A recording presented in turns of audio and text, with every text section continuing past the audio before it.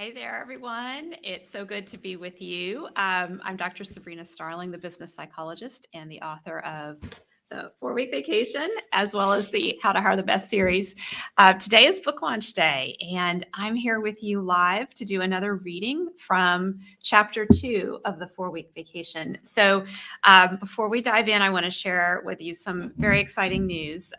Number one, my spirits are soaring just because I came from the book launch party and really had the opportunity to connect with so many of you who've been a part of helping inspire the book, The 4-Week Vacation, contributing ideas, being a part of trying out the concepts in the book. We celebrated our Trailblazers who've taken 4-week vacations, and we also have so many who have pledged to take a 4-week vacation. So we're really excited about all of that.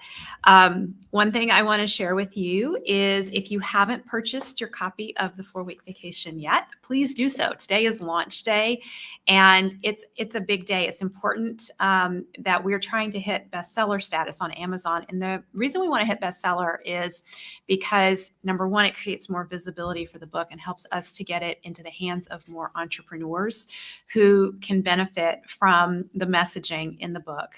It's really all about taking your life back from your business. And we are trying to change the story of entrepreneurship from one of grinding it out, working really long hours, sacrificing your health, giving up time with your family and loved ones, all for the sake of the business. We believe work supports life, not the other way around. And we want to change the story of entrepreneurship where success means having a business that's sustainably profitable and that's life-giving for all involved, the business owner, the team members, everyone who's touched by the business. So when you purchase a copy of the book, you're helping us get to bestseller status so we can get that message out there more. When I purchase a book on Amazon, I'm always looking at reviews, and if something is a bestseller, it definitely catches my attention. So it adds to the credibility of the book in the eyes of potential readers who might otherwise pass the book right by. So if you would purchase a copy of the book today, I would greatly appreciate it. Go to 4weekvacation.com. There's a link that takes you straight to the book there.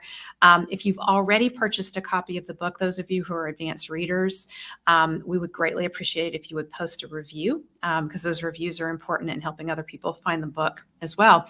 And I want to tell you that if you're purchasing multiple copies of the book, one of the bonuses that we're giving away are scholarships to the How to Hire the Best course. How to hire the best, hiring the best, having A players on your team is critical to being able to take a 4-week vacation and really take your life back from the business. And so that's when we were thinking about our bonuses and what we could do for those who purchase multiple copies of the book.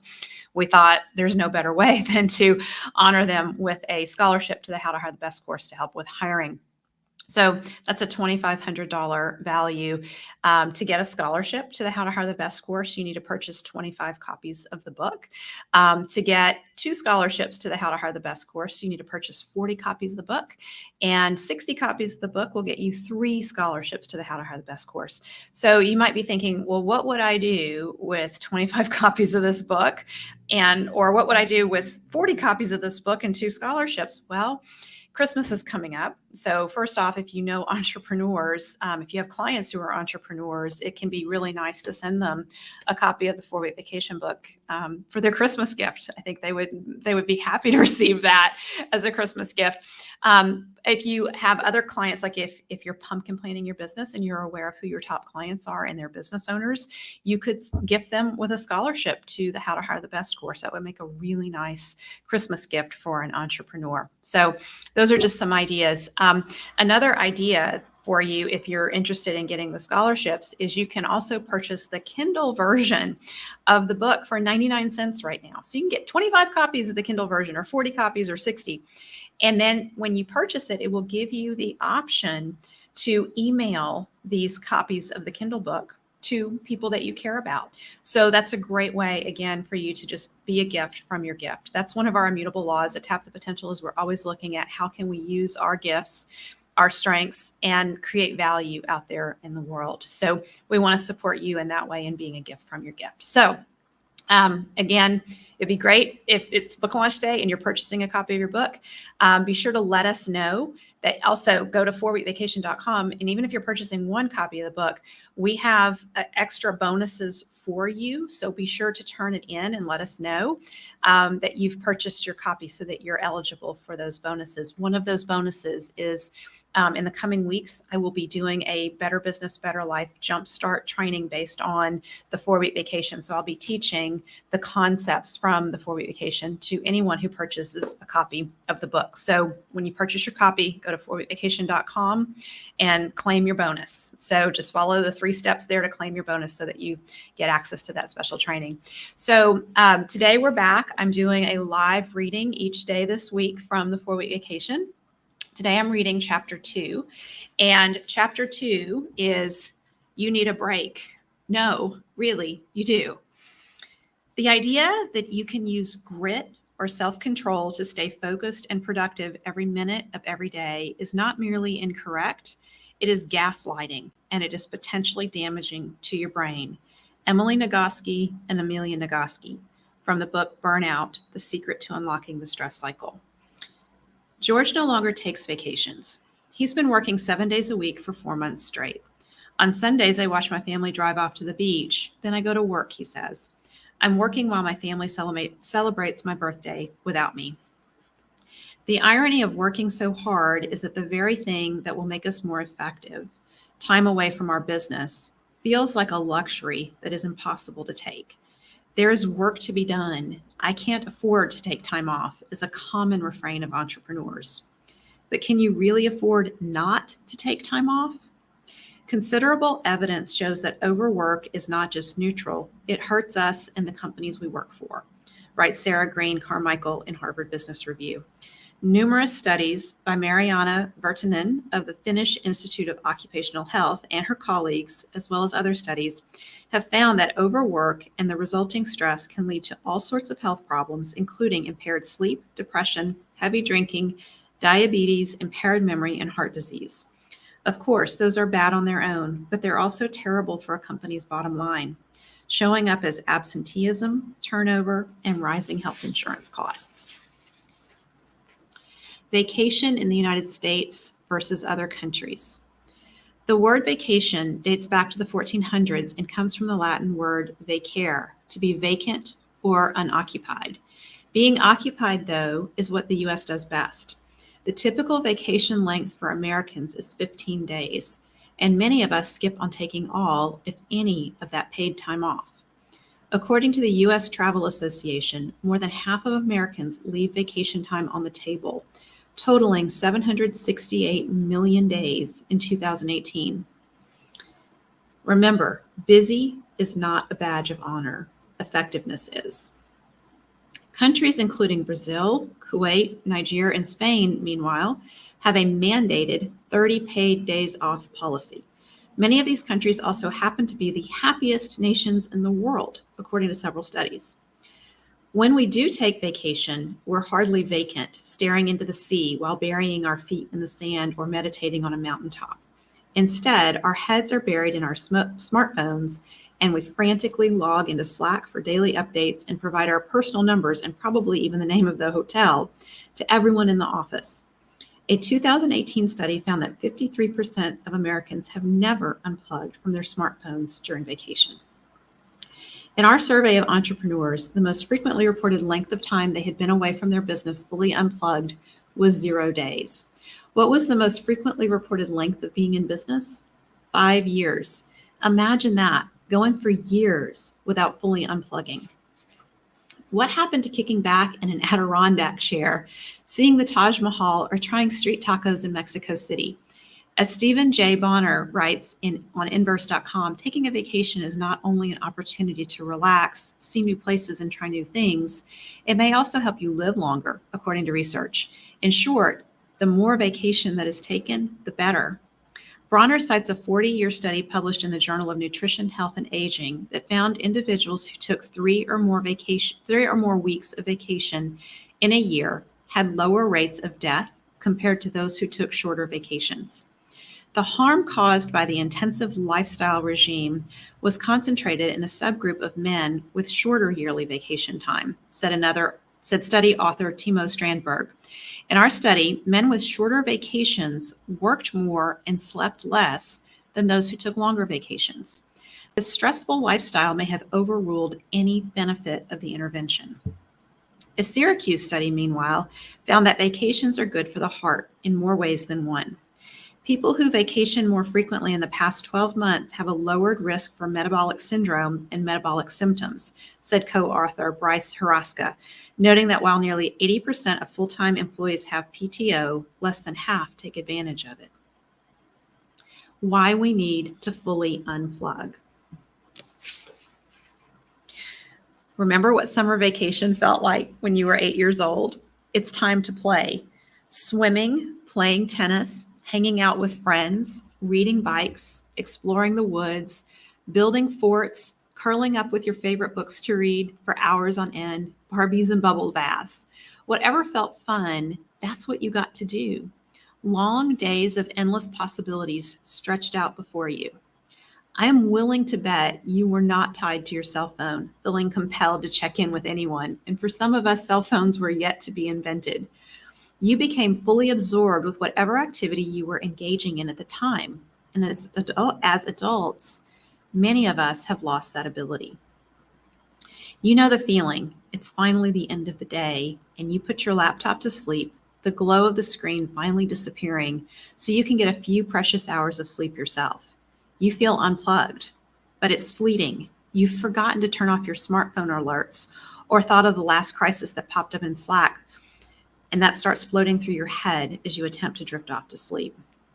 We need to do more than unplug. We need to fully unplug. And the only way to do so is to find our individual ways to completely disconnect from the draining force of our business. The benefits go beyond a simple break from work. When you completely unplug, you're more likely to engage in creative activities, which will translate directly into better results back at the office. A San Francisco State University study revealed how people who are more engaged in creative activities are more likely to have a boost in job performance than those who do not have a creative outlet. We found that in general, the more you engage in creative activities, the better you'll do at work, wrote researcher Kevin Eiskelman. Need proof of the benefits of fully unplugging? Look at Mark Benioff, the CEO of Salesforce. As Nathan Pettyjohn shares in Forbes, Salesforce's stock grew 34% in 2018, while the stock market was undergoing one of its worst years of the decade. Why? Because after a 2-week vacation where Benioff completely unplugged, he realized he was too busy and named a co-CEO so the two could divide and conquer, writes Pettyjohn. As a result, he has time to do the things he cares about. Fully unplugging also allows us to enter the default or daydreaming mode necessary to mitigate stress, as the authors of Burnout explain. We are built to oscillate between work and rest, they write. When we allow for this oscillation, the quality of our work improves along with our health. They bring up the example of life coach Martha Beck, who orders her team to stop working, turn off their computers, and go play or rest when they are struggling. Where so many others would dig in, set up a command central, and not stop until a solution was found, she asked her team to take a break. Burnout also illustrates the benefits of active rest, comparing it to a muscle that gets stronger when it's rested, worked, and rested. When you work your muscles, especially your biggest muscles, you strengthen not just the muscles you're using, but also your lungs and liver and brain. Right, Nagoski and Nagoski. Exercising one part of you strengthens all of you most efficiently. The same goes for cognitive, emotional, and social effort. Working one gear while resting the others is active rest, they explain. While writing Burnout, Emily Nagoski's brain needed the active rest of working on a novel at the same time. That was a better kind of active rest for her brain than doing laundry or watching YouTube. Amelia Nagoski, meanwhile, worked full-time as a music professor and a children's choir conductor while writing Burnout. Most women are at least this productive. They rest certain gears while they work others, and this active rest makes us better at all the things we do. Nagoski and Nagoski write. Case study, Sarah Tuff. When my editor, Sarah Tuff, mentioned on a Zoom call she'd be unplugging for a weekend because she was going to a spa, I could see the conflict in her furrowed brow. Ironically, we were on a Zoom call discussing this very book. She said she'd bring her computer to the airport to get ahead for the following week. And then Sarah started laughing. She knew that wouldn't fly by me, so to speak. We've got to shift our mindset away from always trying to get ahead, I told her. And she stood up straight, looked me in the eye, and said, "You're right." The challenge was on. Could she put every device, her iPad, iPhone, MacBook Pro, to sleep while she sought her own R&R in the Texas Hill Country? Though she has no footage to actually prove it because her camera was in off mode too, Sarah reported a win. She'd tucked everything in a drawer and focused instead on reading, meeting new people, and rediscovering herself during a transitional time in her life. "I was able to breathe again, Dr. Sabrina," she said in a tone of marvel. "My racing heart slowed, my mind was able to take in my surroundings, and I came back feeling as if I'd been away for a month instead of a weekend." And guess what she missed? Pretty much nothing. A few busybody emails and texts from friends, which she'd return eventually. And I can attest she returned to work more capable, productive, and professional than ever. Burnout and the law of diminishing returns. How productive are we in a 50 to 70 hour work week? Despite what many small business owners think, more hours don't necessarily mean more profit. In fact, it can mean less profit, thanks to the law of diminishing returns. We've all experienced this while enjoying an extra large piece of birthday cake. The first bite or two makes us swoon with delight as we taste the fluffy cake, the sweet icing, and the crunchy sprinkles on top. But by the time we put our fork down, we can barely taste the treat. We may even need to push the plate away as we start to feel a little queasy. The same is true in business, as Celestine Chow writes in the Personal Excellence blog. After optimizing a piece of work, you get diminishing gains from working on it further, she writes.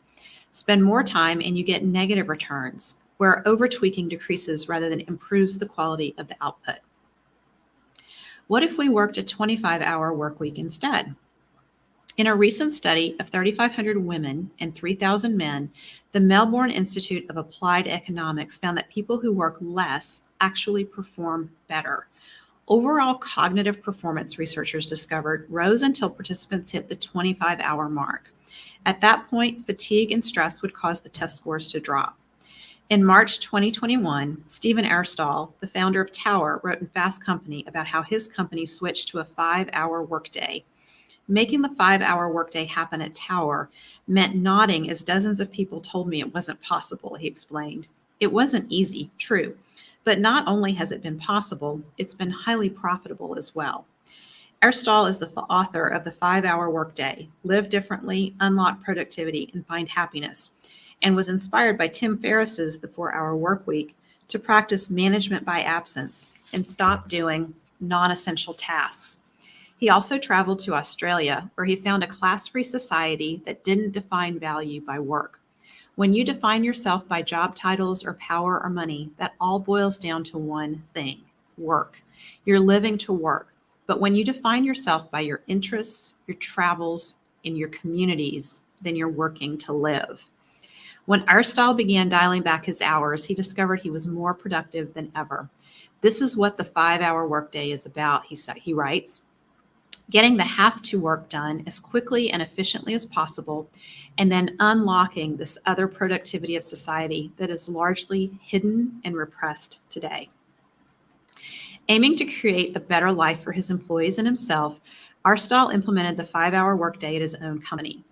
You're paying everyone fairly and driving happiness in that way, but more importantly, you're also giving them their life back, he writes. This combination, in our experience at Tower, has skyrocketed people's happiness and their gratitude for having their job. And it's much deeper than it sounds. It's more than money, more than being off a few hours early. It's what this job is empowering in the rest of our lives. Instead of your life being focused on your job and your job consuming most of your time, everything becomes reversed by a 5-hour workday. Your life becomes the focus. Your job is now the valuable tool that gives you the money to pursue the better life you want, and your job also gives you the time needed to experience that life on a daily basis. Similarly, according to Alex Sojung Kim Pang, author of Rest, Why You Get More Done When You Work Less, 4 hours is optimal for peak performance and productivity. As he writes for The Week, citing a study of Berlin violin students, how do students marked for greatness make the most of limited practice time? The rhythm of their practice follows a distinctive pattern. They put in more hours per week, but they don't do it by making each practice longer. Instead, they have more frequent, shorter sessions, each lasting 80 to 90 minutes with half-hour breaks in between. And these several practices, add these several practices up, and what do you get? About 4 hours a day. So I'd be really curious to hear from you all in the comments if you have ever paid attention to your productivity, like if you work a short day, like a half day. What do you notice about your productivity? I know for myself, well, we're going to get into into that in a little bit. I'm going to share that. It's in the book, so I don't want to spoil that. But overall, in my own experience, when I have more hours to work, I tend to fritter away the time. Like I will get distracted. I'll get on social media. I will do other things that are not as productive. But if I only have like 4 hours and I have something that I know is like a $10,000 an hour activity, I will prioritize that and do that first. And there may be other things that I don't get done because I have a 4-hour period of time, but it helps keep me really focused on those high value activities. So if you have any experience around that for yourself, I'd love to hear your comments. So please post in the chat. I know we have several people watching live right now, and I know from yesterday that people came in and watched afterwards. So I would like to see your comments in the chat about how you're relating to what I'm sharing. And if you're just now joining me, I'm doing a reading from chapter 2 of the 4-week vacation, and we are about partway through the chapter right now.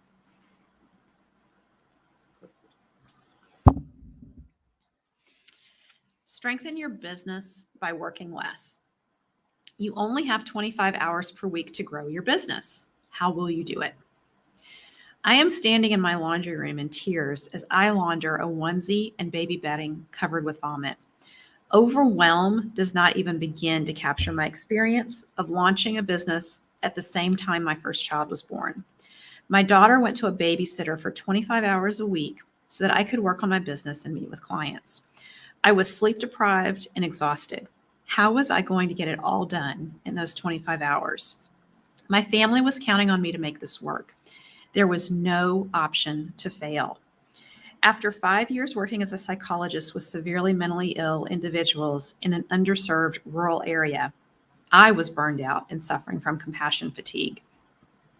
I quit my job and was determined to build a business that would support my family, not just financially, but in ways that matter more. My ability to enjoy life and be present and emotionally connected with my family and friends. I was determined to work no more than 25 hours per week. With the intention to build a business to support the life I wanted to live, along with the restriction on my time, I only had 25 hours a week to make it happen. I built Tap the Potential. The first challenge I encountered was limited availability to meet with clients. In a new business, getting clients is top priority. I feared alienating prospective clients when I had only a few appointment options to offer each week. That's when I experienced the value of a different mindset.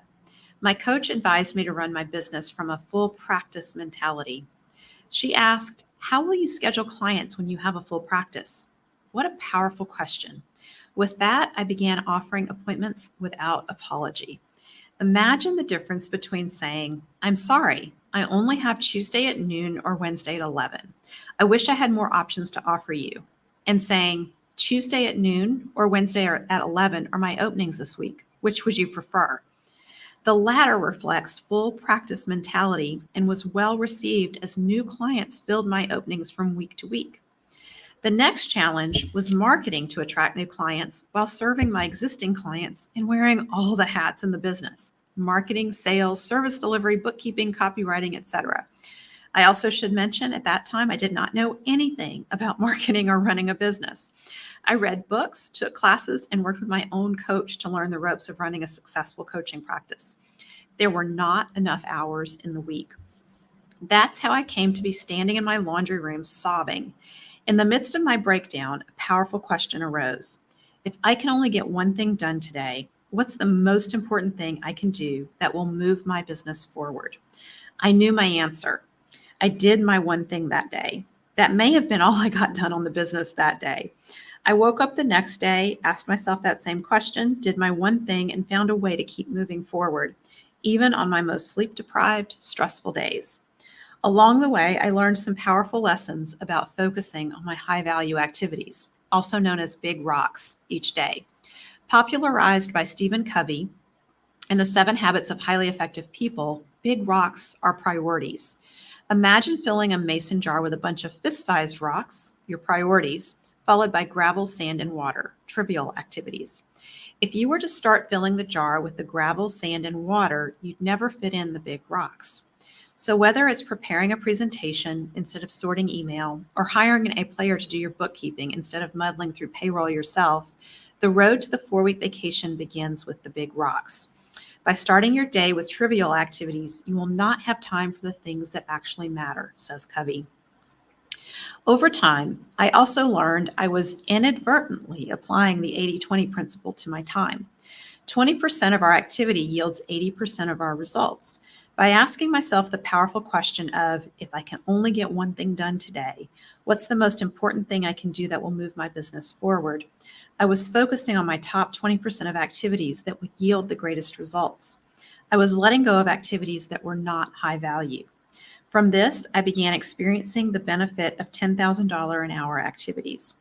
Most of us spend way too much time doing tasks that are worth $10 an hour. For example, checking email, posting on social media, etc., and far too little time working from our gifts in our genius zone. In 2006, that was writing blog posts. Talk about $10,000 an hour time. That was highly valuable time. Note that during the week I wrote those blog posts, no money showed up in the business connected to the blog posts. So why do I consider the time spent writing those blog posts to be $10,000 an hour of time? It's the impact of that activity that comes from the intent to add value for top clients and the ability to systemize and scale the activity to bring in recurrent revenue. Those blog posts helped me to refine my thinking and our systems for serving our clients at Tap the Potential. Those blog posts were the seeds of the Tap the Potential solution. Tap the Potential began to grow by leaps and bounds. All the while, I continued to work 25 hours a week so that I could have time to be present with my family. However, I didn't tell anyone that I was working 25 hours a week. Even though I was proud of myself for building a business on 25 hours a week, I rarely revealed this to our clients. I feared clients with a real business would judge me negatively.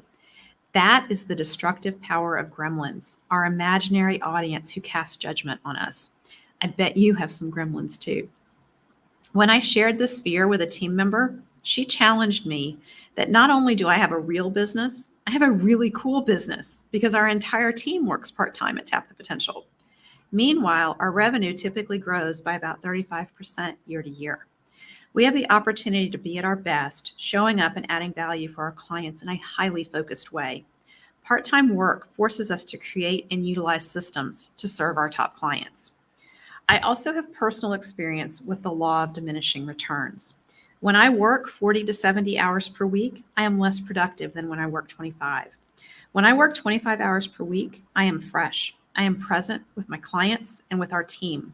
My thinking is better. I am more creative. The extra hours in a week do not add value. When I work more than 25 hours per week, I fritter away my time on less valuable activities. I procrastinate. In a 25-hour work week, there is no time for procrastination. Although it may seem counterintuitive, working less makes our business stronger. Working fewer hours per week forces us to focus our attention on our $10,000 an hour activities. We are most effective when we choose to spend that time working from our strengths and surround ourselves with A players whose strengths complement ours.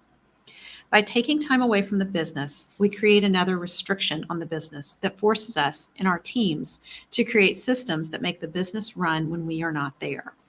When we encourage team members to take vacations, we are forced to build redundancy into the business, which also strengthens it. So go ahead, put some restrictions on your time and even your team's time spent in the business.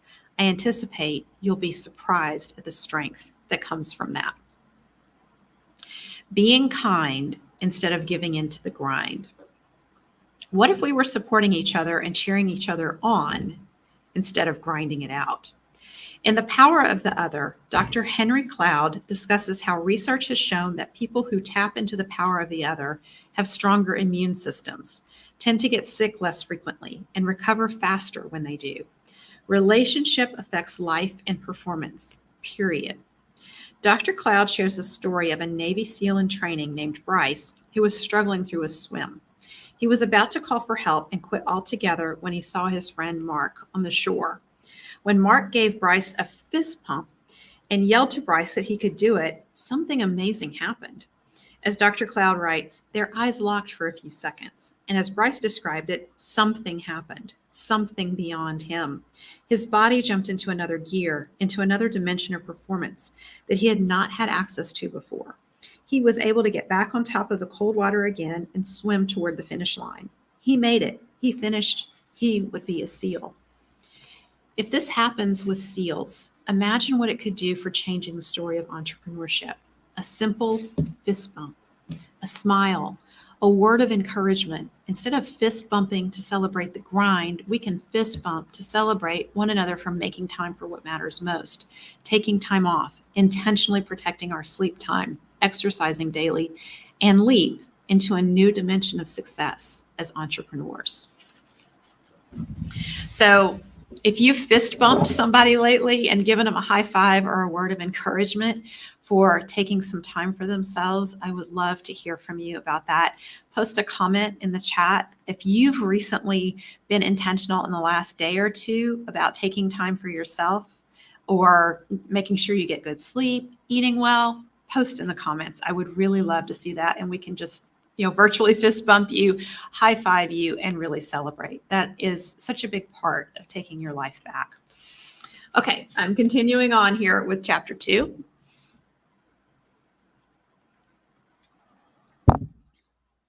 Sabbaticals and soul-baticals. The traditional concept of a year-long sabbatical has given way to a plethora of flexible paid time off options for employees looking to bolster their work performance in a different location.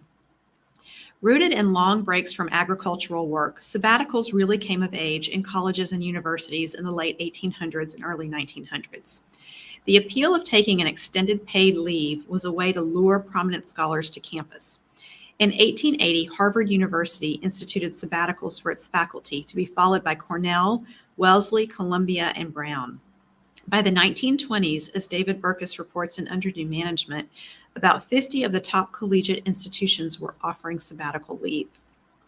Burkus cites a 2009 survey by the Society for Human Resource Management that found fewer than 5% of companies in the United States offered paid sabbaticals. By 2014, that number had climbed to 15%, 3% offering paid leave, and another 12% offering unpaid sabbaticals. If offering even unpaid sabbatical leave to employees seems like a stretch, the experiences of companies that offer paid leave or even required paid leave have shown that the overall cost is low and the return on investment is high. As Burkus writes in the Harvard Business Review, one notable study compared 129 university professors who took a sabbatical in a given term with 129 equally qualified colleagues who didn't. Both groups were surveyed before, during, and after the term to assess stress levels, psychological resources, and even overall life satisfaction. It's not surprising that the researchers found that those who took sabbaticals experienced upon return a decline in stress and an increase in psychological resources and overall well-being. What is surprising, however, is that those positive changes often remained long after the sabbatical takers returned to work. This suggests that not only do the rested employees benefit from time away, the organization benefits as well. Burkus also refers to studies on the effect of sabbaticals on leadership. The researchers found that the majority of leaders surveyed had greater confidence in their role upon return and felt that the sabbatical allowed them to think outside the box and generate new ideas for effective change and raising funds for their organization. In addition, the majority found that they were better able to crystallize the existing vision for the organization and to create a new, more powerful one. The study also found that the interim leaders who filled in were more effective and responsible when their bosses returned, and many were more collaborative too. Burkus also builds the case for fully unplugging on vacation, citing research that found the professors who fully detached themselves from their regular campus gained the most from taking a sabbatical. This detachment includes skipping meetings, neglecting offices, and barely communicating with colleagues. All actions we're petrified to take when we're in an unhealthy relationship with our businesses. Some companies have gone so far as to offer paid vacation, Burkus reveals, bringing up one Colorado company that gave employees $7,500 once a year for taking a vacation. By shutting down their offices every July for 2 weeks, Ted has given a mini sabbatical to everyone every year. Sabbatical, mini sabbatical, precation, mandatory vacation, all of these programs have one thing in common. They represent small investments that yield big returns. Time away from work makes work better. Former Harley-Davidson marketing executive Shelley Paxton has turned the idea of a sabbatical into a lifelong pursuit of fulfillment, authenticity, courage, and purpose, which she writes about in Soulbatical, a corporate rebel's guide to finding your best life. Plagued by a recurring nightmare, Paxton left her job to explore the world, but really to explore what it meant to be herself again. My worth was so tied to my work. It was no longer clear on even what my values were, she told me in an interview. Now I live my life where I'm creating space. Sure, there are times when I fill my calendar so there's no daylight left, but I'm protecting my energy. When I shared the concept behind the 4-week vacation with Paxton, she lit up. A sabbatical doesn't mean you have to walk away for 12 months, she said. It's about creating space so we can fuel ourselves. Self first isn't selfish. It lets us powerfully serve as leaders and rewrite the script on entrepreneurial success. Your sabbatical can even be as short as the 2 hours that begin your day. Paxton swears by easing into her morning, keeping the TV news off, meditating, and allowing how she feels to dictate the pace of what's next. A carefully structured calendar keeps her on track, ensuring she focuses on her biggest priorities first.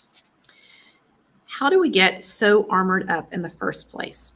Well, we learn to be warriors, to protect and deflect, especially when our internal boundaries have eroded over time. Layers of armor can become like the hundreds of apps on our smartphones, seemingly helpful on the surface, but ultimately destructive in the behaviors they drive. Imagine if we could restore ourselves to factory settings, our raw gifts and talents and potential, our most authentic selves, sans armor. What is preventing us from connecting on the deepest level possible with others in the world? Is it the apps and games and social norms that have conditioned us to always be on, hustling for status and doubting our own worth? Could we just stop the numbing and distraction? Could we embrace stillness and our truest desires? Could we create space for meaning, synchronicity, and what matters most? Could we shift from lives of obsessive productivity to ones of infinite possibility? Shelley Paxton, Soulbatical. Wow, those are some powerful questions. Keep in mind, you didn't get burned out in a week, and you won't turn this around in a week. What's really possible? On May 6, 1954, probably one of the most important and significant sports records of all time was set. What made that record so significant was not that it would never be broken. Nowadays, records are set all the time. But we all believe that one day somebody else is going to break it. It doesn't matter what record it is. Records are meant to be broken. What happened on May 6, 1954, nobody believed could ever even happen. It used to be thought impossible. People thought the human body was incapable of doing it. People thought it was literally impossible. May 6, 1954 is the day that Roger Bannister ran a 4-minute mile. Before Roger Bannister, the mile record had stood for years because people thought it was humanly possible. Once people saw Roger Bannister break 4 minutes and survive, all of a sudden, the impossible became possible. Within 3 months, 35 more people ran a 4-minute mile, something nobody had done until Roger Bannister did it. Today, there's nothing special about a 4-minute mile in professional racing, but it represents the idea that somebody has to go first. Somebody had to believe in something that was so crazy for themselves and then accomplish that and encourage others to do the same. In the same way, somebody has to be the first to take a 4-week vacation. A few years ago, there were just a handful of us who had taken 4-week vacations, the 4-week vacation Trailblazers. When I issued the 4-week vacation challenge at the 2018 Breakthroughs Retreat, it was not met with enthusiasm by every entrepreneur with whom I shared it. There was skepticism and doubt, and some who became our 4-week vacation Trailblazers recognized that they and their families deserve it, and they embrace the challenge. The 4-week vacation is just a set of skills I don't have yet. I can get them, as quoted by Andrew Twardzik of Cedar Ridge Log Homes. I hear you. You're thinking your situation is different.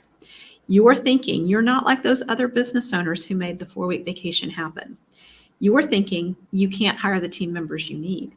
You're thinking your current team isn't capable enough. You're thinking your business will fall apart if you're gone. You're thinking you're the only one in your business who can do certain things. What if that's not true? What if it's not true that it all hinges on you? Let's get honest. It feels good to swoop in and save the day. It feels good to wear the Superman or Superwoman underoos.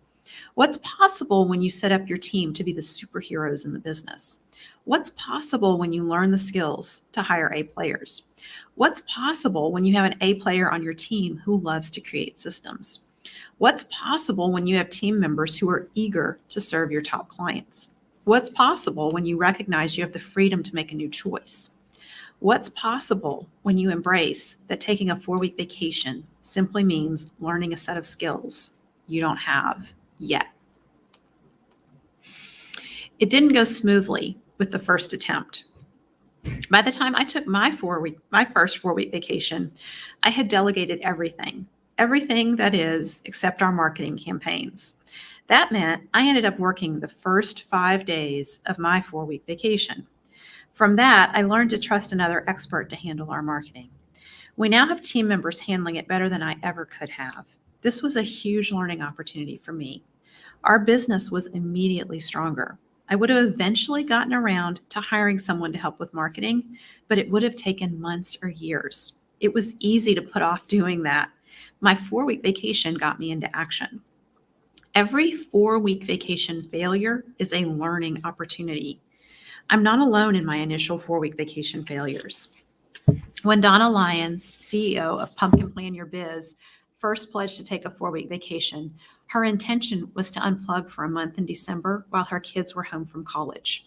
But she didn't have the system set up, and she didn't have anyone reliable to whom she could delegate.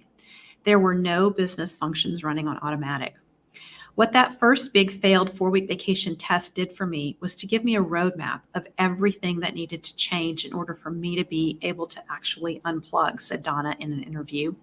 Before I tried it, it was hard to visualize what I needed to do. So I got to work creating and documenting the systems and processes that would support my growth and my ability to delegate. She hired an online business manager, which changed everything, said Donna. Together, they created and tweaked the systems and then handed them off to members of the business manager's team to execute.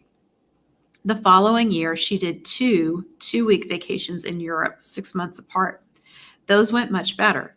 The first trip was with a group of friends, and several of them brought their laptops and had to take some time out from the vacation to do some work. I felt so good that I didn't even bring my laptop with me. For Mike Michalowicz, the author of Profit First, The Pumpkin Plan, Fix This Next, and Clockwork, ego was the unexpected challenge he faced on his first 4-week vacation. He broke his own rule and checked his email box, which was mostly empty, and made him feel unnecessary. So he reached out to quiz his team on what was happening. When I returned to the office, I asked them, what went right? What went wrong? He recalls, I was proud of my group. They were very candid. They said, you were inserting yourself when you didn't need to, and it disrupted us. It was a breakthrough for Mike, who changed his label from being a superhero to a super visionary for his business. I see the outcome we can achieve, he says, and my job is to organize and empower others to make that reality. If it's perfect, you waited too long. Andrea Walker, Smartly Organized, LLC. ask yourself, what's the longest you've been able to be away from your business fully unplugged? I'd love to see your comments to that, by the way, in the chat. And what makes it important for you to take your life back from your business? I'd also love to see your responses to that in the chat. Take a step forward. And by the way, every chapter in the 4-Week Vacation book ends with reflective questions for you to consider and reflect on for yourself, as well as steps forward, because we're all about small steps forward, taken in a consistent direction, lead to big change over time. So each chapter, there's a step forward. Your mission, should you choose to accept it, is to take the 4-Week Vacation pledge. Are you in? If you are, join our Entrepreneurs Take Your Life Back community and share your 4-Week Vacation pledge. You can go to tapthepotential.com/group and tell us your why for taking a 4-week vacation. I'd love to see those responses too. I love hearing from entrepreneurs about their why for taking a 4-week vacation. And your why is so empowering, because when you're really clear on your why and why it matters that you take a 4-week vacation, you're much more likely to persist through the challenges. I know for myself, when I was working on my first 4-week vacation and I ended up spending those 5 days working on our marketing campaigns, what I didn't share in the book is that I actually made a huge error and we sent out the wrong email to people. And it created a lot of confusion. So I totally saw where I was overworking and I was outside of my scope of what I should be focusing on in the business. But it would also have been really easy to just come back into the business and pick up all the things that I had been doing. But that 4-week vacation fail allowed me to see that what I was doing was just no longer sustainable. And it helped me just speed up that timeline. But beyond that, it was my why. I knew that I was doing this because I wanted to be able to have that 4 weeks around Christmas to be able to just be a mom to my kids. Because when I took my 4-week vacation pledge, one of the things that I really wanted most is to be one of those moms who can show up at the Christmas party and who wraps the presents for Christmas well in advance, not at midnight on Christmas Eve, and who can do fun things with the kids and just make it feel really fun around the house and celebrate the season and really help my family to connect together and the why behind the Christmas season. And so that's what I was doing all of that for. And when I worked 5 days into my 4-week vacation, it brought it front and center that I had to do something different in my business if I really wanted to have that experience. So I would encourage you, if you are intent on taking a 4-week vacation, it's not enough to just say, I'm going to take a 4-week vacation. What really seals that in for you is to identify your why and why it's most important. And then when you share it publicly, like if you come into our Entrepreneurs Take Your Life Back group, and I know some of you are already in that group, it's a perfect opportunity to share that you're taking the 4-week vacation pledge and to share your why. So I'm going to post here in the chat the link if you want to join our Entrepreneurs Take Your Life Back group. That's here in the chat. So today I've been reading to you chapter 2 from the 4-week vacation. Tomorrow I will come back same time and I will read chapter 3 for you. So each day this week I'm doing a live reading from the 4-week vacation book. And remember, today is book launch day. If you haven't purchased your copy of the 4-week vacation, I would greatly appreciate it if you would get in there, purchase a copy for yourself, get some as gifts for your friends and your colleagues. This book will make a great Christmas gift. And be sure when you purchase your copy, or if you purchase multiple copies, that you go to 4weekvacation.com and fill out the information there so that you can claim your bonus. You will get invited in a couple of weeks when I do the live training from the 4-week vacation book. So when you purchase your book, go to 4weekvacation.com and claim your bonus so that you get invited to that live training. And if you're purchasing multiple copies of the 4-week vacation, there are opportunities for scholarships into our How to Hire the Best course. That course is valued at $2,500. To get a scholarship, purchase 20 copies of the book. Give those copies out as gifts. They make great gifts. You can also purchase multiple scholarship, or not purchase, you purchase 40 copies of the book, you get 2 scholarships into How to Hire the Best. If you purchase 60 copies, you get 3 scholarships into How to Hire the Best. The course is a great gift for someone that you really care about in your life who needs help with hiring a great team so that they can have more time for what matters most in their lives. Makes a great Christmas gift. So thank you for being here with me today. I will be back with you tomorrow, same time, and I will read from chapter 3. And that chapter is Veggies First. It's all about our self-care and how we can take better care of ourselves. I'll see you tomorrow.